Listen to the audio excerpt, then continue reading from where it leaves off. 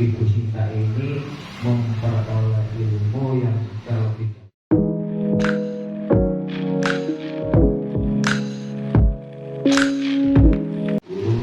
nanti kurang lebihnya 1 jam ke depan atau sampai jam 12 nanti boleh ya.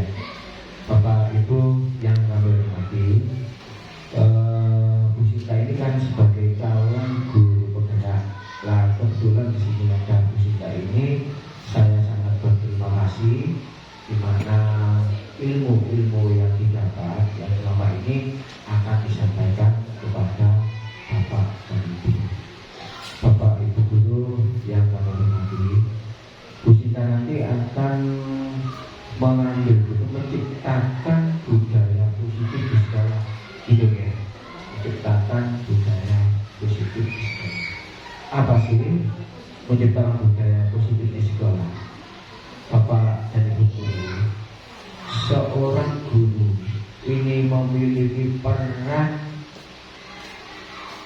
untuk membangun atau mewujudkan budaya positif di sekolah. Ya, budaya positif ini merupakan perwujudan dari nilai-nilai atau keyakinan yang sifatnya ini menyeluruh yang diterapkan di sekolah. Nah, budaya positif ini juga diawali dengan perubahan paradigma,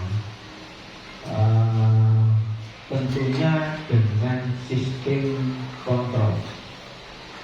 Artinya Bapak dan Ibu guru ini harus mengontrol kepada siswa di mana apakah memiliki kekurangan atau tidak. Dan penerapan sistem kontrol ini ada 5 prinsip yang kita ambil dari sini nanti. Ada 5 prinsip yang mendasar atau kebutuhan-kebutuhan dasar pada manusia. Jadi nanti Bapak dan Ibu guru ini dalam mengontrol pada anak didik kita itu, kita harus memahami diantaranya adalah kebutuhan hidup. Di antara kebutuhan hidup ini adalah misalkan makan, minum, tempat tinggal. Ini harus betul-betul harus dipahami oleh Bapak dan Ibu. Yang kedua adalah masalah kebutuhan cinta dan kasih sayang. Cinta dan kasih sayang, Bapak dan Ibu guru harus, kalau kita itu melihat dari calon guru penggerak yang kita ikuti kemarin, harus berpihak kepada anak. Dari semua kegiatan apa yang dilakukan Bapak dan Ibu di sekolah ini, itu harus berpihak kepada anak. Semuanya tadi memberikan suatu pelajaran, memberikan suatu ilmu kepada anak. Ini tujuan kita adalah untuk mencerdaskan anak kita. Yang tidak lain adalah Bapak dan Ibu guru ini harus atau menanamkan sikap cinta kepada anak atau kasih sayang. Jadi Bapak dan Ibu guru ini menerapkan misalkan pada anak-anak itu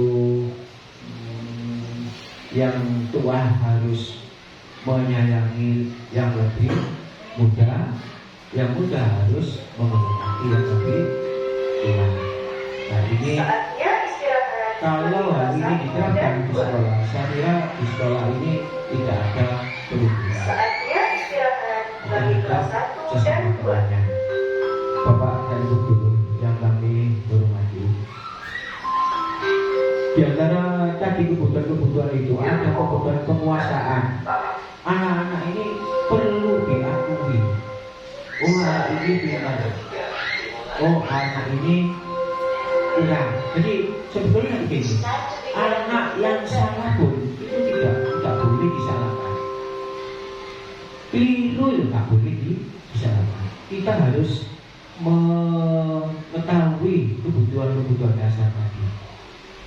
Jika Bapak dan Ibu guru ini mengetahui kebutuhan-kebutuhan dasar itu, mungkin Bapak dan Ibu guru ini bisa mengakhiri atau gampangannya itu nanti opo kira-kira anak-anak di SD Tanggul ini. Jadi tidak bisa memvonis atau menghukum anak jika ada anak itu melakukan suatu kesalahan. Jadi dalam menerapkan hal ini juga harus penuh kesabaran. Di Bapak dan Ibu guru ini emosinya harus ditahan betul. Oh, hari ini melakukan seperti ini. Apa sih kebutuhannya? Jadi didalami dulu sebelum memvonis anak itu salah. Berikutnya ada kebutuhan lagi adalah kebutuhan akan kesenangan. Sebagai kelima ini. Jadi setiap orang ini jelas akan membutuhkan suatu kesenangan. Jadi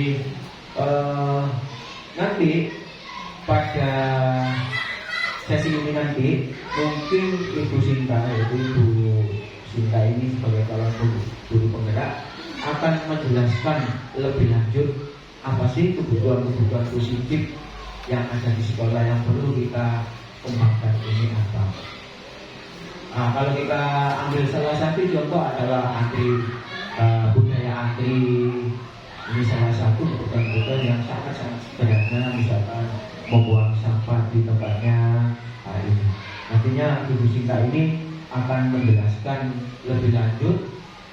Saya mohon Bapak dan Ibu guru mengikuti dan memahami, terus diterapkan di sekolah, khususnya di kelasnya masing-masing. Jadi saya mengharapkan seperti itu. Jika memperoleh segala sesuatu, terutama ilmu, terutama terhadap anak didik kita, mari kita ilmu itu kita terapkan kepada anak-anak kita.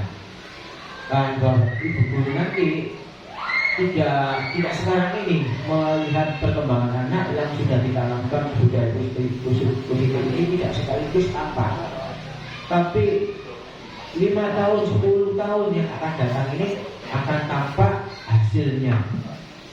Jadi pendidikan itu tidak sekaligus langsung tampak hasilnya, tapi 5 tahun, 10 tahun yang akan datang akan tampak. Nah, mudah-mudahan Ibu Sinta nanti akan menjelaskan lebih lanjut masalah guru penggerak, masalah budaya positif yang ada di sekolah, bagaimana alurnya, bagaimana cara menerapkan.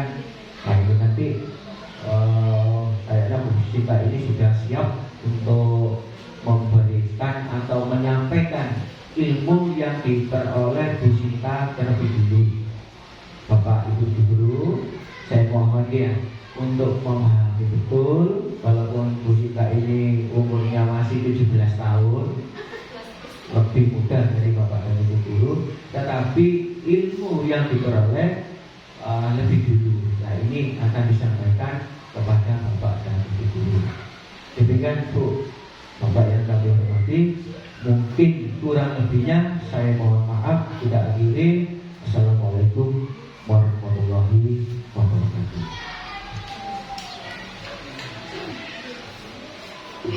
Mohon izin dulu ya, kita share live.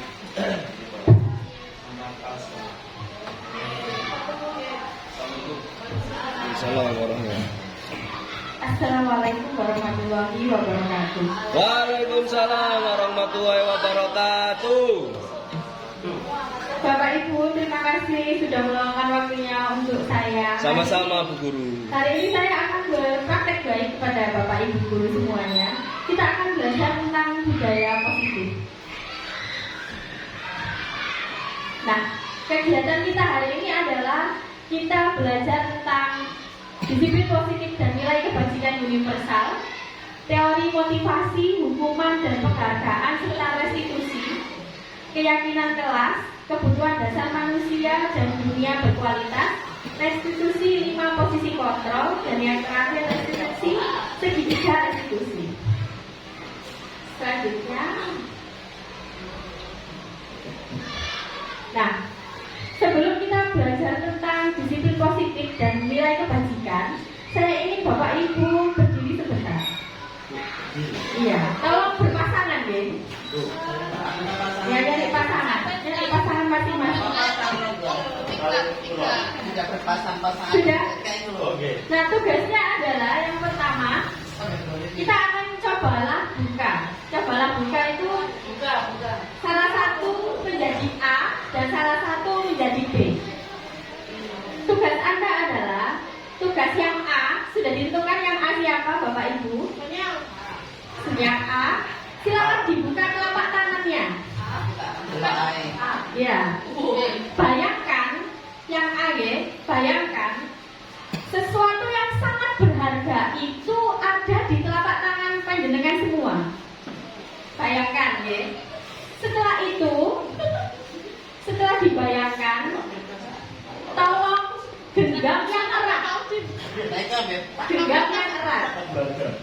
Yang A ya. Sudah dibayangkan ya. Ya, dibuka dulu tangannya. Lalu bayangkan barang atau sesuatu yang paling berharga dalam hidup Anda ada di genggaman Anda. Kemudian genggam yang erat. Sudah digenggam yang erat. Nah, tugas yang B adalah merayu agar si A ini mau memberikan barang yang paling berharga menurutnya. Dengan cara apa? Teman Anda B boleh membujuk, menghardik, kemudian mengintimidasi, bahkan memarahi, menggoda atau menggelitik temannya yang A agar si A ini mau membuka tangannya yang dikepal ini.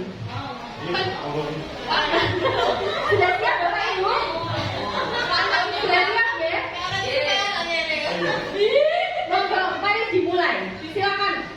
Bayangkan yang A ini menggenggam yang paling iya, boleh direbut sampai si A ini memberikan kepala tangannya. Boleh dihardik, mengancam, menggelitik juga boleh. Sampai si A ini mau membuka tangannya kembali dan menyerahkan barang yang paling berharga ini.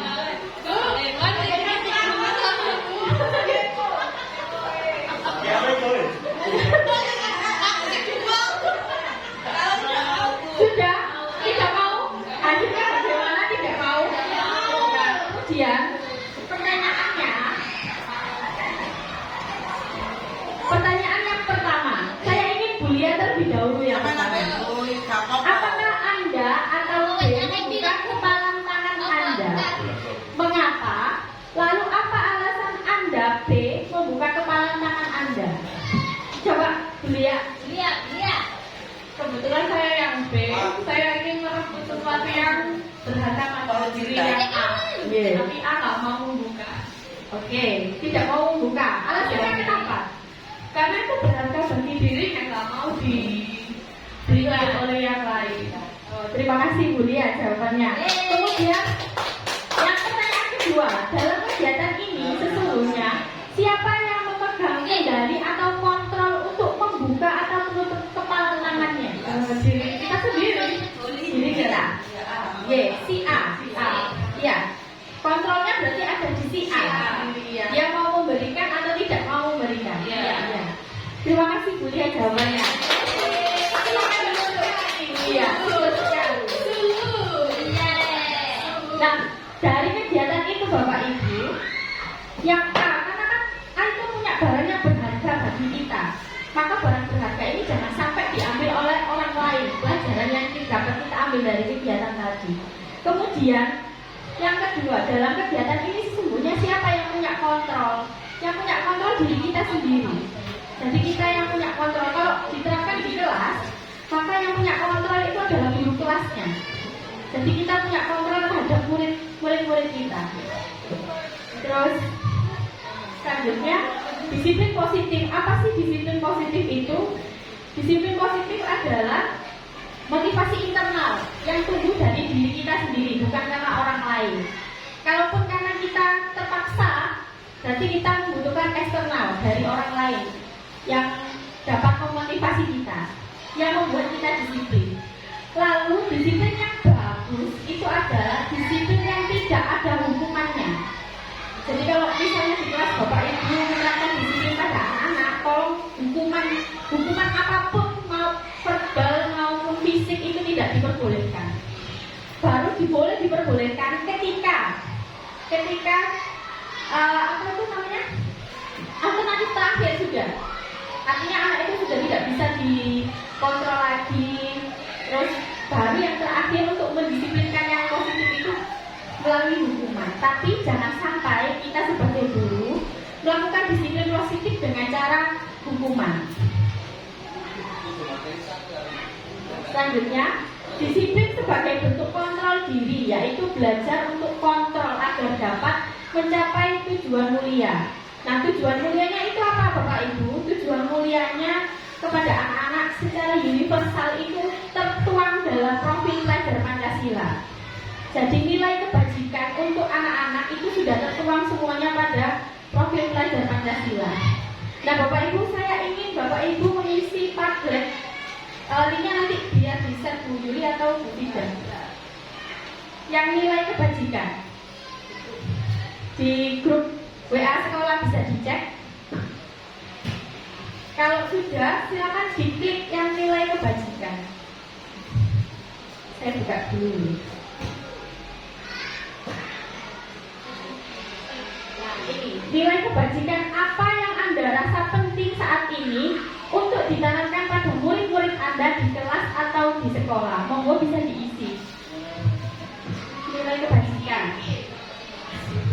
Plus, ya yang tanda plus di bawah itu. Monggo Bu, tanda plusnya diisi. Subjeknya bisa diisi nama jenengan Bu. Subjeknya nama terus jawabannya. Anda ingin, jenengan semua itu ingin murid Anda punya nilai kebajikannya seperti apa?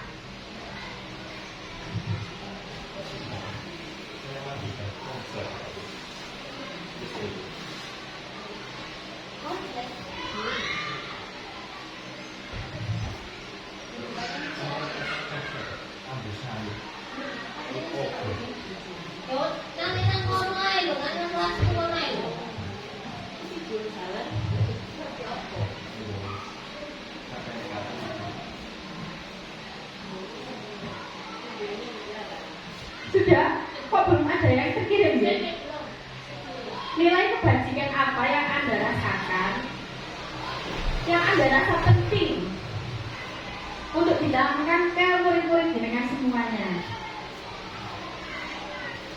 Nilai kebajikannya tadi kan sudah tertuang dalam profil pelajar Pancasila, kan ada 6 unsur. Nah, salah satunya muridnya ingin seperti apa?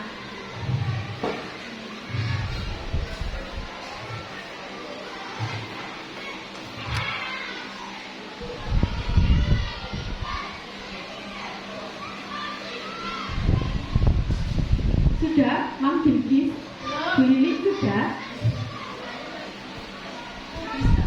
Oke, publis. Kalau sudah dipublis.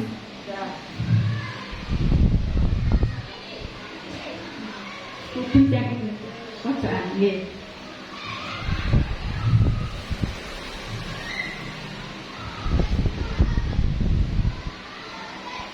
Ya, sudah. Saya ingin Bu Riris untuk menjelaskan nilai kebajikan siswanya. Monggo Bu Riris ya. Terima kasih atas waktu dan ruang yang diberikan kepada saya. Di sini saya kepingin nilai kebajikan yang ditanamkan di peserta didik saya itu nilai kebajikan pada kejujuran, kedisiplinan dan tanggung jawab. Jadi anak-anak itu untuk ditekankan bersikap jujur dalam segala hal dan disiplin dan tanggung jawab. Oh iya, terima kasih. Terima kasih Bu Ria. Bu Titin, monggo. Terima kasih waktunya.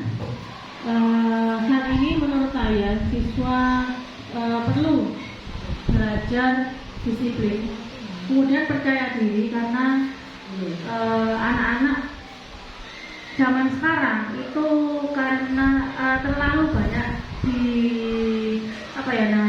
masa bahasa Jawanya dikempit sama orang tuanya, jadi mereka kurang mandiri. Iya. Dan karena kurang mandirinya itu mereka jadi kurang percaya diri.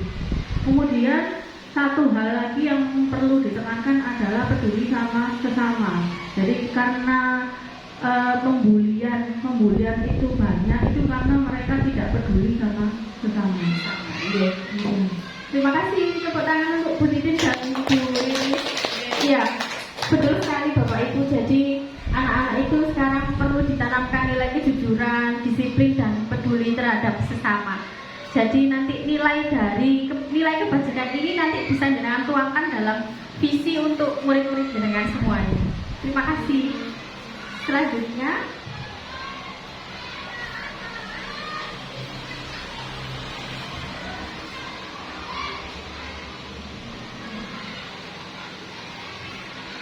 nah ini teori motivasi hukuman dan penghargaan serta restitusi. Untuk yang pertama, untuk menghindari ketidaknyamanan atau hukuman. Ini adalah tingkat terendah dari motivasi perilaku manusia. Biasanya orang yang motivasi perilakunya untuk menghindari hukuman atau ketidaknyamanan akan bertanya apa yang akan terjadi apabila saya tidak melakukannya. Kemudian untuk mendapatkan imbalan atau penghargaan dari orang lain. Satu tingkat di atas motivasi yang pertama. Di sini orang berperilaku untuk mendapatkan imbalan atau penghargaan dari orang lain. Jadi Bapak Ibu biasanya kan di kelas kalau siswanya berhasil gitu, nanti akan kita berikan penghargaan atau dikasih hadiah seperti itu kan. Itu sebenarnya termasuk racun bagi murid-murid kita. Kenapa racun? Karena nanti akhirnya tidak ada disiplin jaga no. Tidak ada disiplin dari dirinya sendiri. Nah, tugas kita adalah menambahkan atau menumbuhkan rasa disiplinnya yang tumbuh dari siswa kita sendiri. Jadi bukan karena eksternalnya, jadi harus tumbuh dari siswa sendiri. Jadi mungkin kalau ada yang ngasih penghargaan itu mungkin bisa dikurangi perlahan-lahan. Takutnya nanti akan jadi bumerang untuk siswa kita sendiri. Selanjutnya, nah ini mungkin terlihat tidak seberapa jelas nih. Nanti saya share PPT-nya. Jadi ini ada identitas gagal, identitas sukses. Nah contohnya, murid atau anak belajar menyembunyikan kesalahan. Konsekuensinya, murid atau anak belajar taat peraturan. Restitusinya, murid atau anak belajar memecahkan masalah. Jadi ketika ada masalah, bukan anaknya kita hukum, tapi kita memotivasi anaknya agar anak itu bisa memecahkan masalahnya.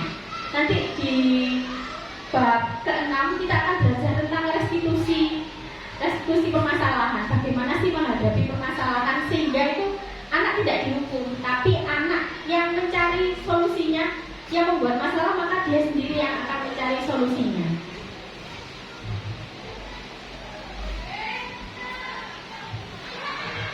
Nah, keyakinan kelas. Keyakinan kelas ini bersifat abstrak daripada peraturan. Jadi sudah ada peraturan di sekolah kan sudah ada peraturan. Maka tugas kita selanjutnya adalah membuat keyakinan kelas di kelas kita masing-masing. Keyakinan kelas berupa pernyataan-pernyataan universal, kemudian pernyataan keyakinan kelas nantiasa dibuat dalam bentuk positif.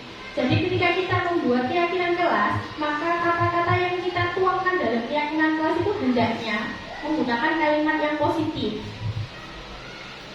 Terus semua warga kelas hendaknya ikut berkontribusi dalam pembuatan keyakinan kelas. Jadi semua anak kita libatkan untuk ikut dalam kegiatan pembuatan keyakinan kelas ini. Nah ini prosedur pembuatan keyakinan kelasnya. Yang pertama, mempersilakan warga sekolah atau murid di sekolah atau kelas untuk bercurah pendapat tentang peraturan. Jadi semua anak itu berkontribusi.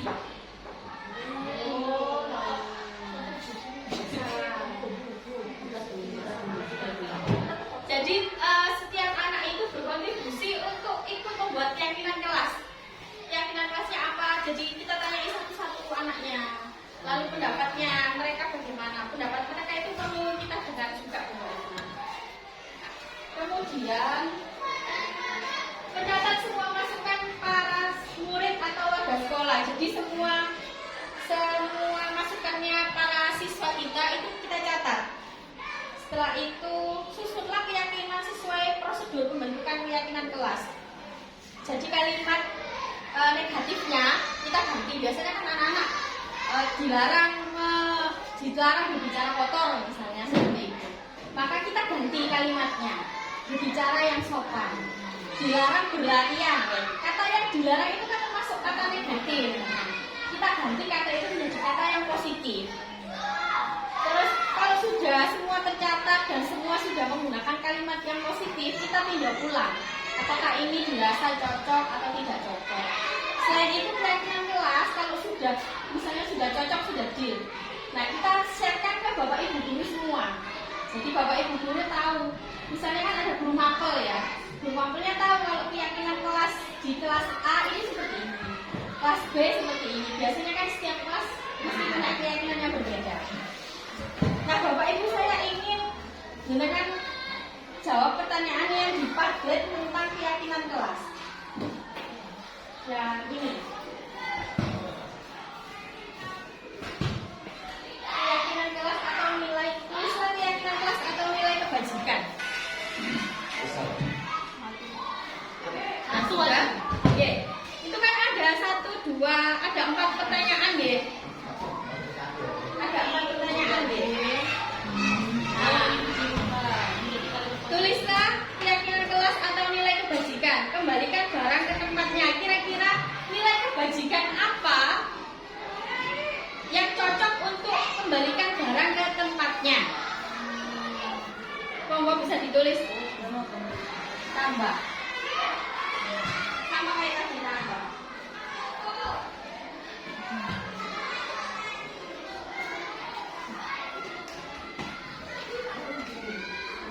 Oke, tambah.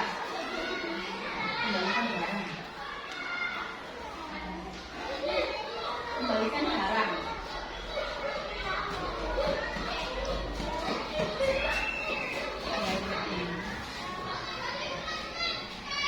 Sudah? Kembalikan barang. Kira-kira nilai kebajikan apa yang ingin dicapai? Disiplin boleh.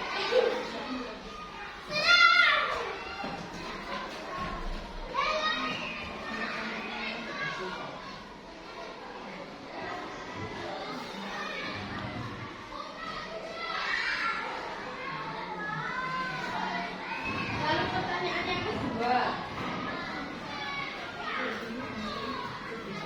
Oke, publikasikan. Kalau sudah, lalu pertanyaan yang kedua. Dilarang mengganggu orang lain. Kira-kira dilarang mengganggu orang lain itu kan kalimat negatif. Kemudian kalau diubah menjadi kalimat yang positif bagaimana?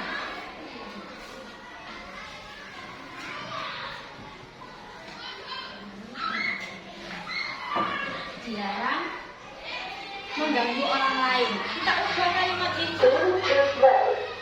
Kita ubah kalimat itu menjadi kalimat positif.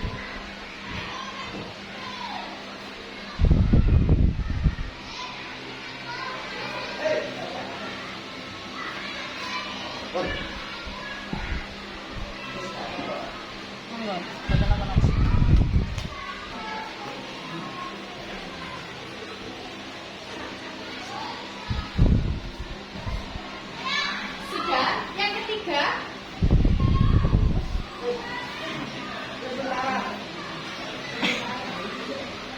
Yang ketiga, hadir di sekolah 15 menit sebelum pembelajaran dimulai. Nah, kira-kira itu kalimat. Kalau sudah menggunakan kalimat positif, kira-kira nilai kebajikannya apa?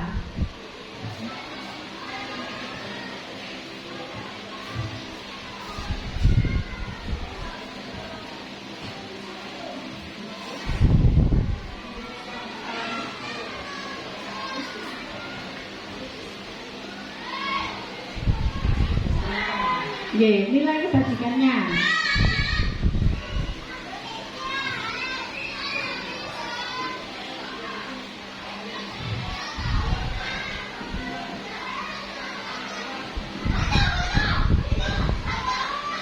Hadir di sekolah.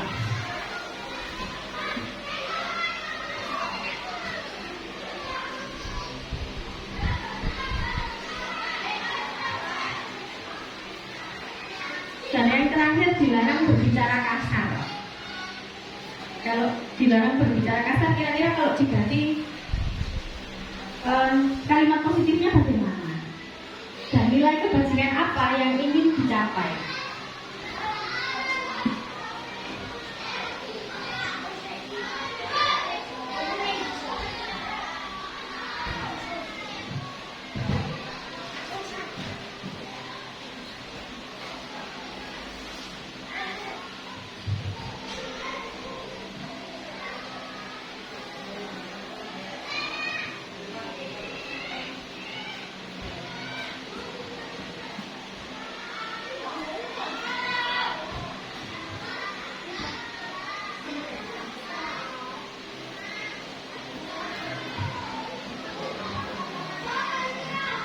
Berbicara dengan sopan santun boleh.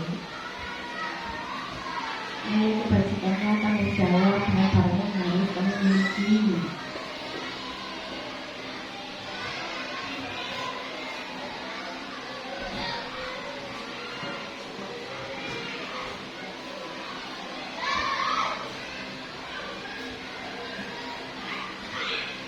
Sudah?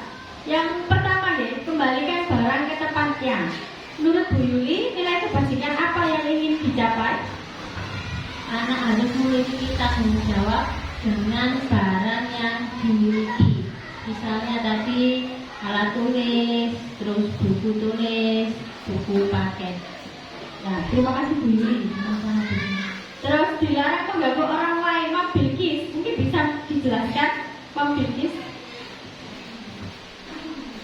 Kira-kira dilarang mengganggu orang lain itu sudah kalimat negatif apa positif? Kalimat masih kalimat negatif. Nah, menurut saya lebih baiknya bicaranya jangan dilarang mengganggu orang lain, tetapi berperilakulah baik dan sopan. Oh ya. Kemudian hadir di sekolah 15 menit sebelum pelajaran dimulai. Boleh mungkin nilai kebajikan apa? Terima kasih atas waktunya yang diberikan. Untuk ini adalah jawabannya hadir tepat waktu. Nilai kebajikannya Hadir tepat waktu. disiplin waktu, berarti Disiplin Berarti waktu. anak nilai kebajikan yang diambil dari kegiatan hadir di sekolah 15 menit sebelum pelajaran dimulai itu termasuk disiplin waktu ya. Disiplin waktu. Yang terakhir dilarang berbicara kasar. Bu Fida mungkin dilarang berbicara kasar. Kalau diubah menjadi kalimat positif bagaimana Bu Fida? Mari berbicara yang baik kepada teman. Ya, berbicara yang baik dan santun kepada teman. Nah, itu salah satu contoh Bapak Ibu. Contoh keyakinan kelas yang mungkin Bapak Ibu bisa terapkan di kelas panjenengan masing-masing. Jadi ubahlah kalimat yang negatif menjadi kalimat yang positif. Nah, kalau sudah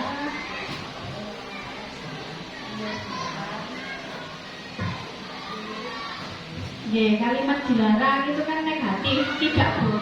Tidak, itu kan kalimat negatif. Jadi bisa mungkin Bapak Ibu ubah menjadi kalimat yang positif. Nah, tadi seperti yang sudah dijelaskan oleh Pak Lestari, jadi ada 5 kebutuhan dasar manusia. Jadi kita itu punya 5 kebutuhan dasar. Apa saja? Yang pertama, bertahan hidup. Kedua, kasih sayang dan rasa terima kasih. Ketiga, kebebasan. Keempat, kesenangan. Dan yang terakhir, penguasaan. Jadi kelima kebutuhan dasar ini yang kita butuhkan. Ketika seorang murid melakukan suatu perbuatan yang bertentangan dengan nilai-nilai kebajikan atau melanggar peraturan, hal ini sebenarnya dikarenakan mereka gagal memenuhi kebutuhan dasar mereka. Nah, ini Bapak Ibu, saya punya pertanyaan pemantik tentang restitusi 5 posisi kontrol. Nanti kita akan belajar 5 posisi kontrol. Nah, sebagai guru kita punya 5 posisi kontrol itu. Sebelumnya, pertanyaannya adalah Tisa dan Hana dipanggil masuk ke ruangan Ibu Dewi, Kepala Sekolah SMA Makmur. Ibu Dewi baru saja mendapatkan pengaduan dari Ibunda Tisa bahwa Hana menggunakan kata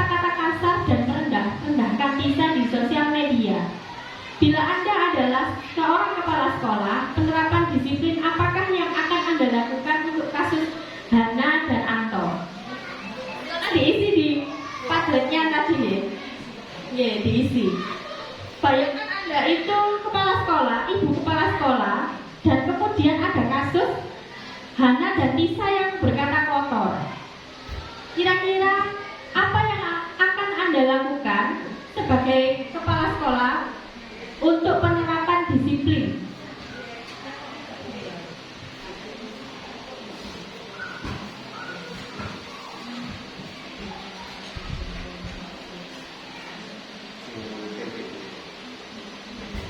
Nah ini, bila Anda seorang kepala sekolah, penerapan disiplin apakah yang akan Anda lakukan untuk kasus Hana dan kasus Anto? Kemudian mengapa?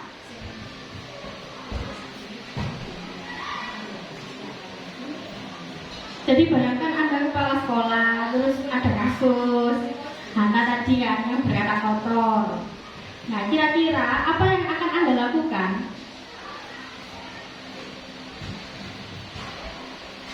Bulia mungkin sedang membayangkan apa Bulia?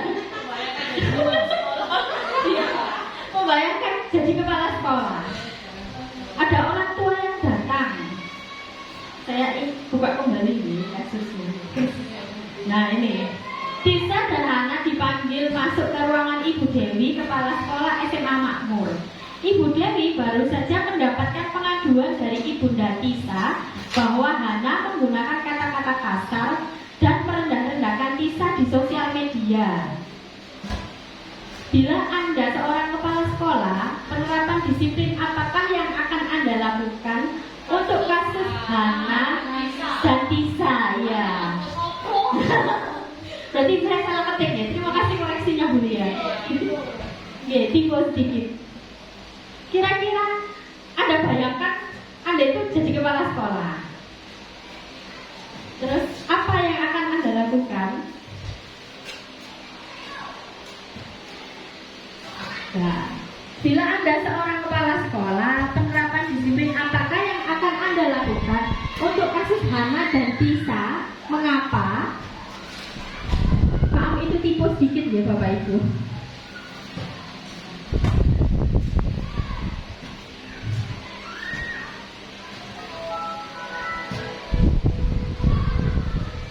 Sudah dibayangkan Bu Lia? Bayangannya kemana-mana. Bayangkan jadi kepala sekolah Bu Lia. Terus ada wali murid datang. Anaknya dikatain di sosial media. Saatnya istirahat.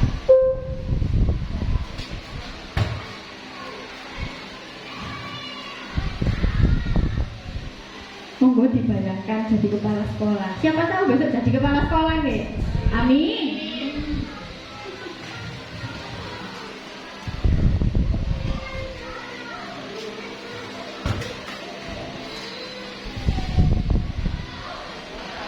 Kasusnya ini, Tisa dan Hana dipanggil masuk ke ruangan Ibu Dewi. Ibu Dewi baru saja mendapatkan pengaduan dari Ibunda Tisa bahwa Hana menggunakan kata-kata kasar dan merendah-rendahkan Tisa di sosial media. Adakah yang sudah menjawab? Oh Bu Lia, saya akan memanggil Hana dan Tisa untuk ke ruangan yang tertutup sebagai restitusi. Bu Lia mau merestitusi?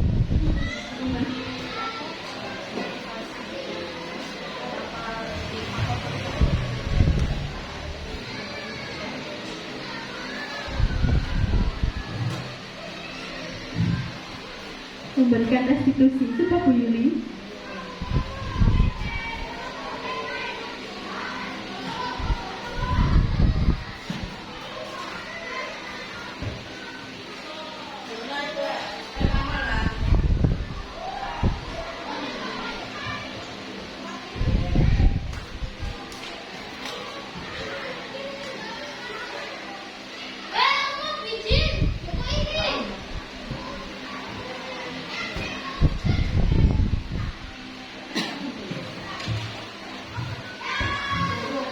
Maksudnya Mbak, Mang Bilkis dipublis.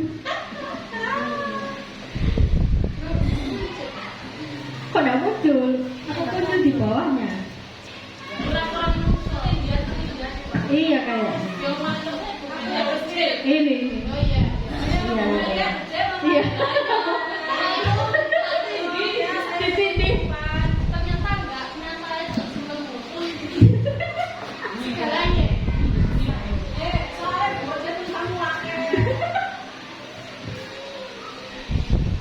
Iya, mobil Bilqis memanggil kedua anak tersebut kemudian menanyakan apakah ada bukti tertentu.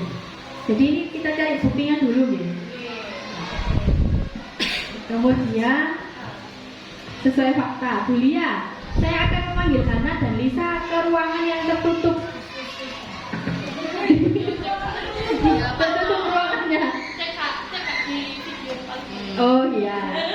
Lalu Bu Titin menyelidiki kasus, menanyai kedua belah pihak, menegur Pisa jika memang benar melakukan tindakan yang diadukan, memberikan nasihat untuk kedua belah pihak. Nah, Bu Riris, yang saya lakukan adalah menegur siswa tersebut dan mengarahkan dan memotivasi anak tersebut dengan menerapkan nilai kebajikan, adab. Nah, kalau Bu Yuli kurang kesini kayaknya. Iya.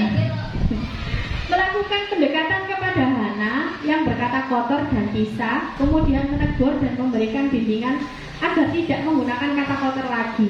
Selain itu, mengumpulkan bukti bahwa Hana telah berkata kotor dan menjelek-jelekan orang lain. Kemudian mencari solusi terbaik. Nah, semua jawaban Bapak Ibu itu betul. Jadi yang pertama kita lakukan, kita bisa mencari buktinya dulu. Lalu memanggil kedua anaknya, kedua belah pihak. Jadi kita melakukan keyakinan. Kenapa kok berkata kasar? Nah, seperti itu. Nah sekarang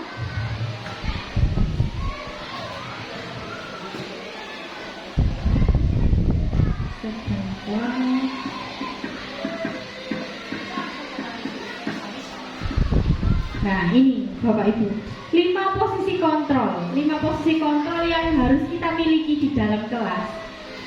Yang pertama, penghukum, pembuat rasa bersalah, teman, pemantau, dan manajer. Saya punya tepuk. Sebentar. Pokoknya begini Bapak Ibu. Tepuk 5 posisi kontrol, penghukum, pembuat rasa bersalah, pemantau, teman, manajer. Bisa diikuti Bapak Ibu? Bisa. Mari kita tepuk 5 posisi kontrol. Tepuk 5 posisi kontrol, penghukum, pembuat rasa bersalah, teman, pemantau, manajer. Ya. Jadi ada 5 Posisi kontrol Bapak Ibu, yang pertama penghukum, pembuat rasa bersalah, teman, pemantau, dan manajer. Yang pertama penghukum. Penghukum itu biasanya begini, identik dengan begini. Kamu tahu kan apa hukumannya? Nah, itu termasuk guru yang penghukum. Kemudian pembuat rasa bersalah. Pembuat rasa bersalah itu memang ngomongnya itu halus gitu. Kamu nggak kasihan tak sama Bu Sinta? Misalnya kamu nggak kasihan tak sama Bu Lia? Kamu nggak kasihan sama orang tuamu? Nah, itu termasuk guru yang pembuat rasa bersalah. Lalu sebagai teman. Jadi teman itu biasanya gini, ayolah, kamu mau kan? Nah, seperti itu. Tapi teman ini punya dampak yang negatif. Ketika si anak itu melakukan suatu kesalahan dan kita tidak membelanya, maka dia berpikir bahwa oh ternyata aku sudah tidak dibela ya, berarti dia sudah bukan temanku lagi. Nah, seperti itu. Lalu yang terakhir pemantau. Pemantau itu biasanya gini, kamu tahu kan apa peraturannya? Kamu tahu kan keyakinan kelas kita apa? Nah, itu termasuk pemantau. Yang terakhir manajer. Manajer ini hendaknya kita sebagai guru punya posisi kontrol manajer. Manajer itu ketika ada anak yang membuat salah, maka anak itu sendiri nanti yang akan mencari solusi atas kesalahannya. Jadi kita yang pertama kita lakukan di posisi manajer itu adalah memanggil anaknya. Kita ngobrol, terus kamu kenapa kok melakukan ini? Kamu tahu kan kalau ini keyakinan kelas kita. Nah, itu posisi kontrolnya manajer. Selanjutnya, nah ini restitusi segitiga restitusi sebagai, kalau kita sudah mengambil kontrol manajer, maka yang kita lakukan ketika ada masalah adalah melakukan restitusi atau segitiga restitusi. Bapak Ibu bisa disimak video YouTube berikut ini ya.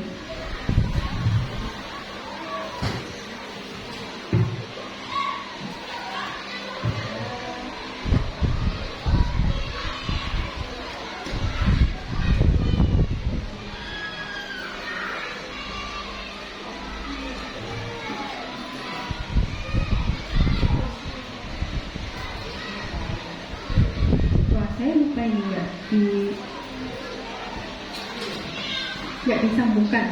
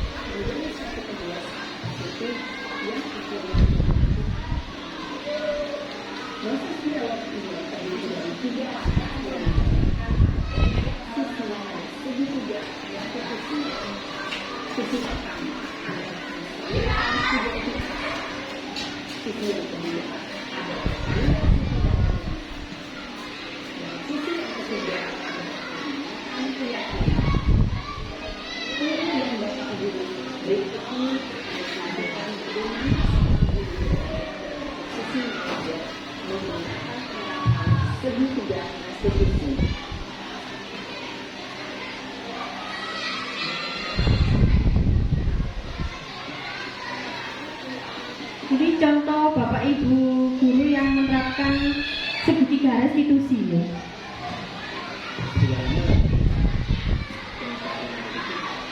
Kesel Pak, kesel banget. Masa aku dikatain sama Pak? Ya aku marah Pak. Aku baru katain TK di depan kelas. Kesel banget. Oh gitu. Ya pasti kamu harus berkesal. Maka juga karena apabila ada yang lupa seperti itu. Kemudian pada saat itu kamu melakukan apa? Ya saya langsung katain TK lah Pak. Kesel banget. Saya bentak-bentak dia bukan kali. Oh begitu. Pasti kamu melakukan seperti itu ada satu alasan tertentu. Iya lah, saya diam saja Pak. Ya saya bela diri lah. Aku saya dituduh tukang sana. Ya wajar lah. Mempertahankan harga diri itu sesuatu yang penting. Untuk kamu tidak bisa sekitar saya. Ya.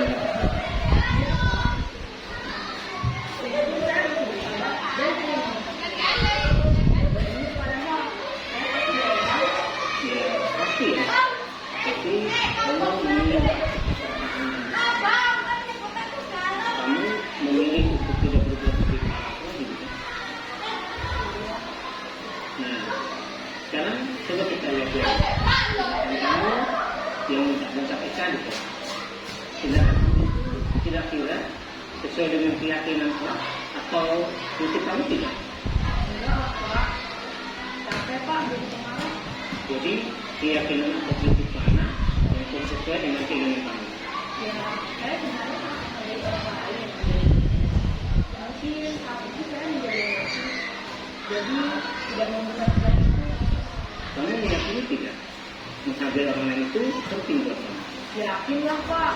Iya, setuju. Kita harus saling menghargai. Namun, ada juga keyakinan yang pasti yang perlu kita jalankan apabila kita sedang marah. Ya, saya bisa lebih proaktif dengan diri sendiri. Saya bisa jadi lebih sabar dan bisa juga berpikir melakukan. Kira-kira kamu bersedia memperbaiki masalah ini tidak? Sedia Pak. Kalau kamu akan menjadi orang sosial. Saya akan menjadi orang yang bertanggung jawab kali ya Pak. Pada proaktif. Iya, menurut kamu bagaimana rasanya menjadi orang sosial? Bangga bisa bersabar dan berpikir. Baiklah kalau begitu. Yuk kita pikiran bagaimana memperbaiki masalah ini.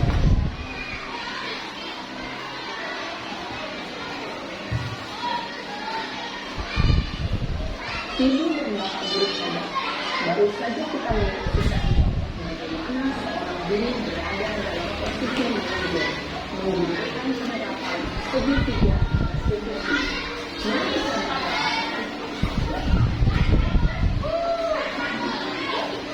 pada sisi pertama, menstabilkan identitas berdasarkan pada prinsip bahwa semua kesalahan adalah bagian dari proses pembelajaran. Sisi pertama dari segitiga ini berperan menggeser identitas murid dari identitas gagal ke identitas sukses. Murid yang sedang bertingkah laku yang tidak pantas atau menarik diri saat itu sedang memenuhi identitas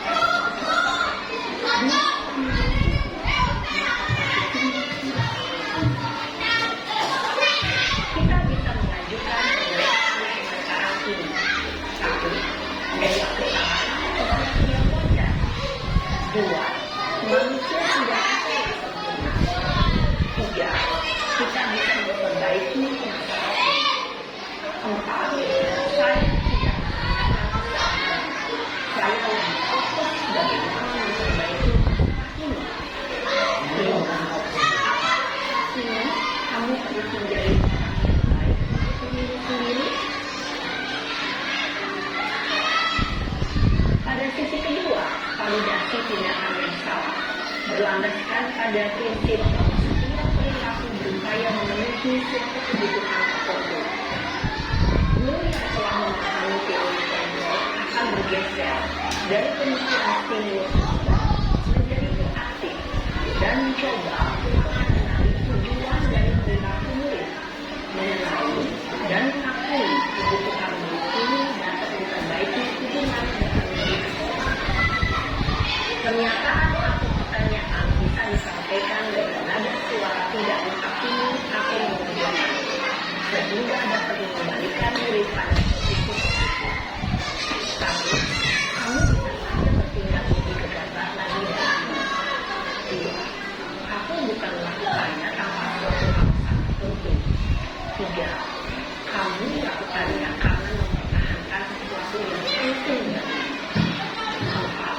Mungkin kamu bisa mempelajari suatu perilaku baru yang lebih efektif. Bersediakah kamu mempelajarinya? Selanjutnya, kita akan simak sisi terakhir, yaitu menanyakan keyakinan. Teori kontrol menyatakan bahwa pada dasarnya kita termotivasi secara impulsif.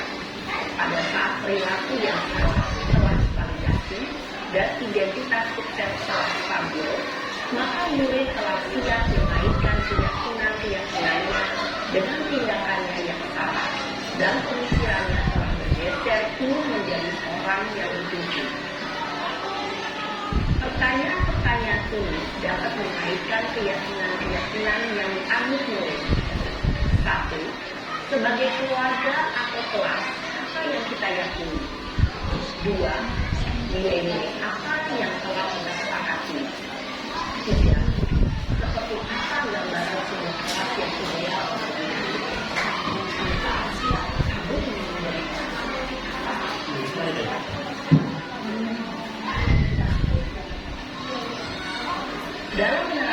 segitiga restitusi perlu diperhatikan beberapa hal. Satu, perilaku yang salah ini dikaitkan atau keyakinan-keyakinan yang telah disepakati atau disepakati. Dua, kesediaan orang yang melakukan kesalahan untuk memperbaiki masalah.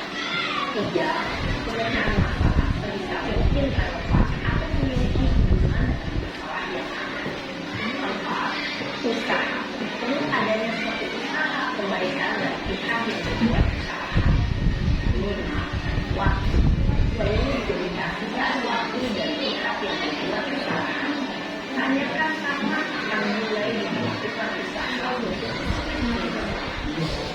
dengan memahami struktur penerapan segitiga restitusi, diharapkan guru dapat mengembangkan posisinya sebagai manajer dengan mengajukan pertanyaan-pertanyaan bermakna yang dapat mempengaruhi kompetensi percaya diri, bertanggung jawab, dan mandiri. Nah, ibu bapak guru perlu tidaknya mengikuti ketiga tahapan dan segitiga restitusi bergantung pada ringan beratnya suatu permasalahan. Misalnya, bila permasalahan tersebut ringan, maka tidak perlu dijalankan secara berurutan. Bahkan bisa mudah menanyakan apa keyakinan yang kita sepakati. Dengan menjalankan segitiga restitusi dengan mengajukan pertanyaan bermakna, diharapkan menjadi kuat secara pribadi, dapat membuka wawasan hidup agar dapat menyelesaikan permasalahannya sendiri, semakin percaya diri, mandiri, dan merdeka. Salam dan bahagia, ibu bapak guru hebat.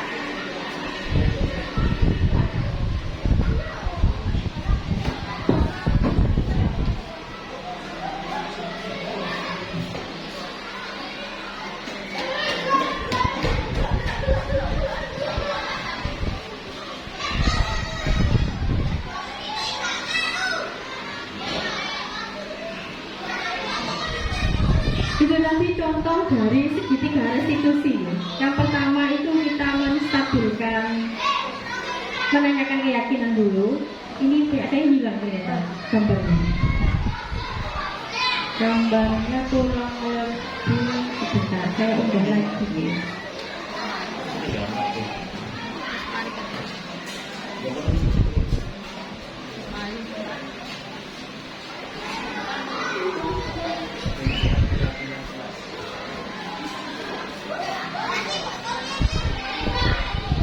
Yang terakhir segitiga restitusi. Nah ini dia.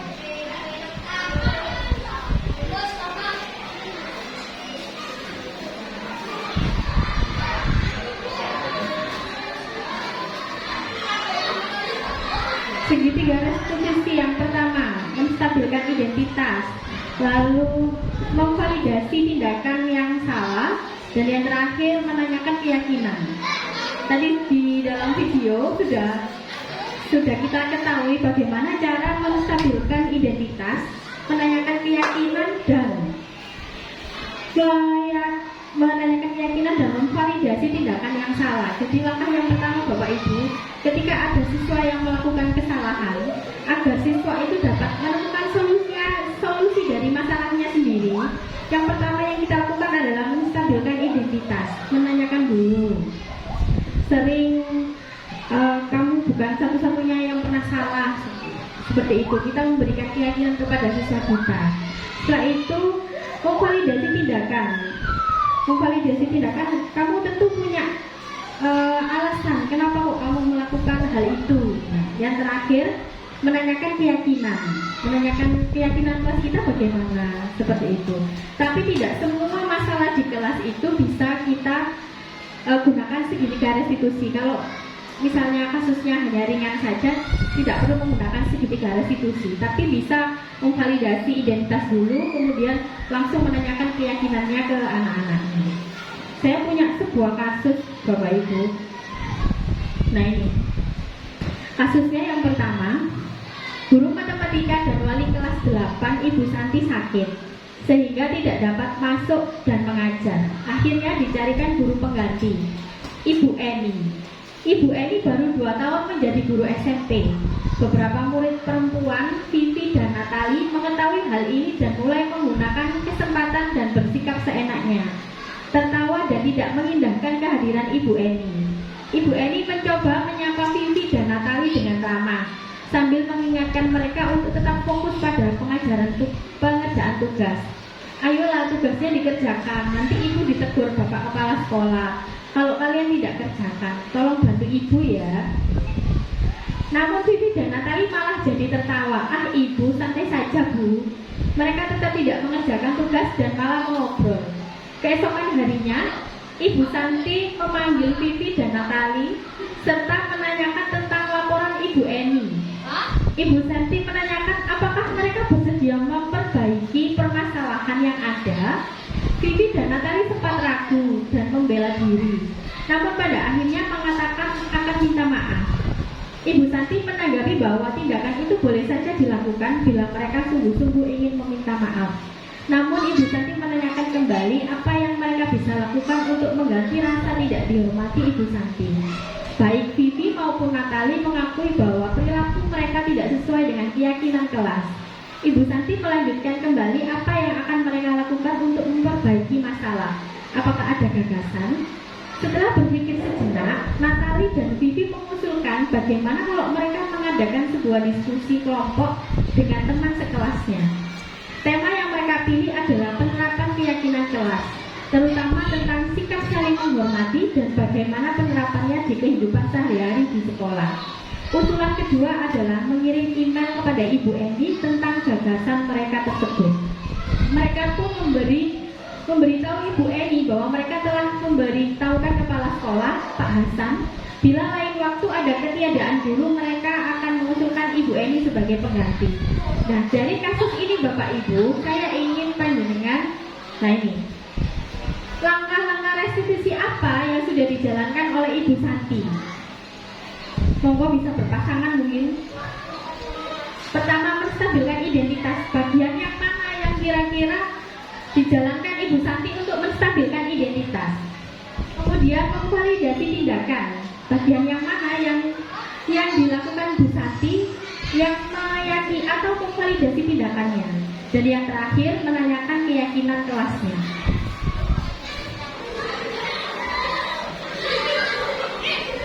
Ini Bapak Ibu kasusnya. Kira-kira menstabilkan, tadi kan menstabilkan identitas. Nah, yang mana tindakannya Bu Santi yang mana yang mencerminkan menstabilkan identitas? Kemudian yang validasi tindakan. Dan yang terakhir menanyakan keyakinan. Dalam kasus ini Ibu Santi menggunakan langkah-langkah restitusi. Nah, coba. Monggo membilih. Oh belum, saya kira sudah.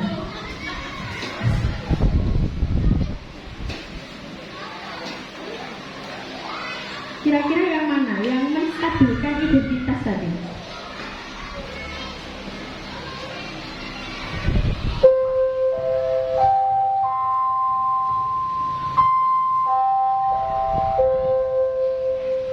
Istirahat telah selesai. Siswa-siswi segera masuk ke kelas untuk mengikuti pelajaran selanjutnya.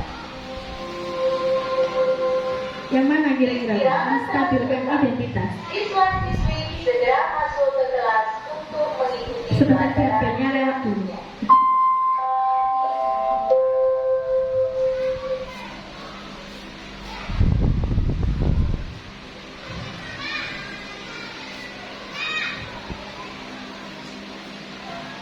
Kira-kira yang mana menstabilkan identitas ini?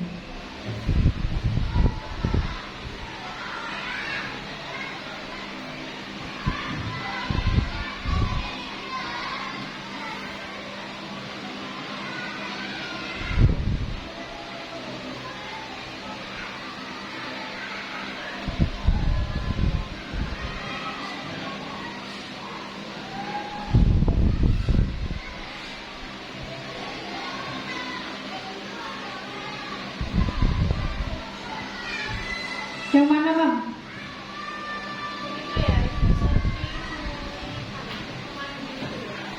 Iya. Coba Bang. Langkah restitusi yang pertama menstabilkan identitas di bagian mana? Yang menstabilkan identitas itu bagian Ibu Santi memanggil dan menanyakan tentang laporan Ibu Eni. Apakah mereka bersedia melakukan perbaikan permasalahan yang ada dan mau meminta maaf? Jadi langkah pertama yang menstabilkan identitas tadi adalah Ibu Santi memanggil dan menanyakan tentang laporannya Ibu Eni. Apakah mereka bersedia melakukan atau memperbaiki permasalahan yang ada? Kemudian tindakan yang kedua, validasi tindakan. Jadi mungkin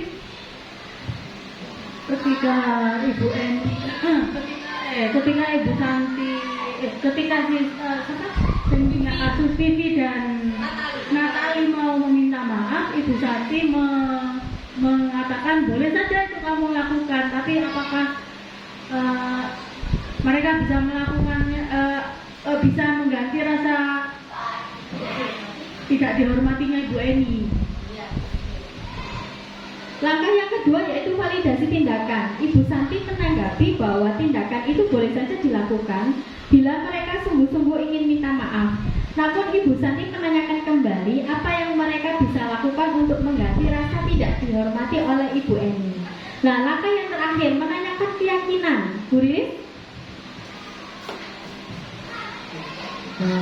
Menanyakan keyakinan yang Ibu Santi melanjutkan kembali apa yang akan mereka lakukan untuk memperbaiki masalah, apakah ada gagasan. Terima kasih. Nah, itu tadi kalau ada kasus seperti Bu Eni tadi sebagai guru pengganti dengan Natali dan Vivi. Nah, yang terakhir yaitu menanyakan keyakinan. Ibu Santi melanjutkan kembali apa yang akan mereka lakukan untuk memperbaiki masalah, apakah ada gagasan.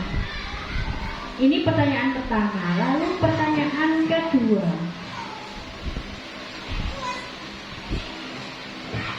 Pertanyaan kedua yaitu dalam kasus di atas, posisi apakah yang telah diambil oleh Ibu Eni dalam menanggapi Vivi dan Natali? Kira-kira posisi, tadi kan kita sudah belajar tentang 5 posisi kontrol. Apa saja 5 posisi kontrol tadi? Penghukum, pembuat rasa bersalah, teman, pemantau, yang terakhir manajer. Nah, dari kasus itu, kira-kira Ibu Eni memposisikan dirinya sebagai apa? Posisi kontrolnya Bu Eni sebagai apa?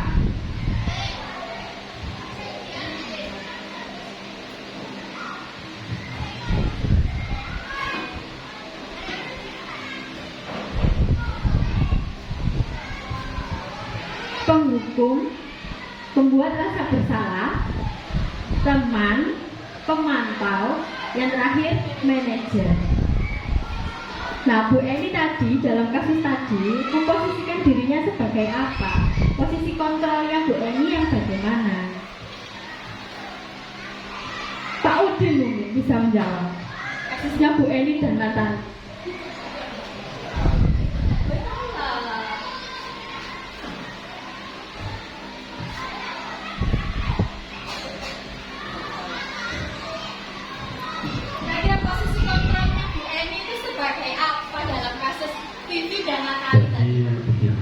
Eni ini posisinya ini sebagai memposisikan diri sebagai teman ya.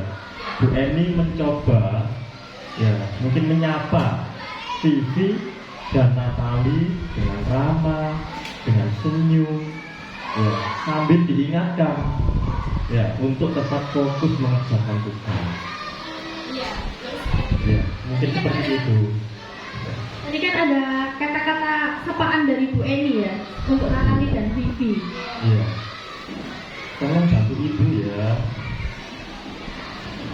Tolong bantu Pak Udin. Ini. Bantu. Tadi kan Bu Eni ini memposisikan dirinya sebagai seorang teman. Karena apa? Bu Eni tadi bilang, ayolah tugasnya dikerjakan. Nanti ibu ditegur Bapak Kepala Sekolah loh. Jadi posisi kontrolnya Bu Eni untuk Natali dan Vivi saat itu adalah sebagai posisi kontrol sebagai teman. Nah, seperti itu. Terima kasih Bapak Ibu sudah meluangkan waktunya untuk saya berbagi praktek baik kepada Bapak Ibu. Jadi tadi kan ada 5 posisi kontrol kita sebagai guru. Hendaknya kita bisa memposisikan diri menjadi seorang manajerial. Jadi manajerial itu posisi kontrol yang menurut saya itu bagus untuk kita terapkan sebagai seorang guru. Ketika ada murid yang bermasalah, jadi kita tidak menghukum, tidak membuat murid itu memiliki rasa bersalah, dan tidak juga sebagai penangkal. Tapi kita bisa melakukan restitusi kepada murid kita, walaupun mungkin kasusnya tidak terlalu berat. Jadi Bapak Ibu bisa melakukan segitiga restitusi tadi. Terima kasih Bapak Ibu waktu luangnya. Saya akhiri dulu. Assalamualaikum warahmatullahi wabarakatuh. Waalaikumsalam warahmatullahi wabarakatuh.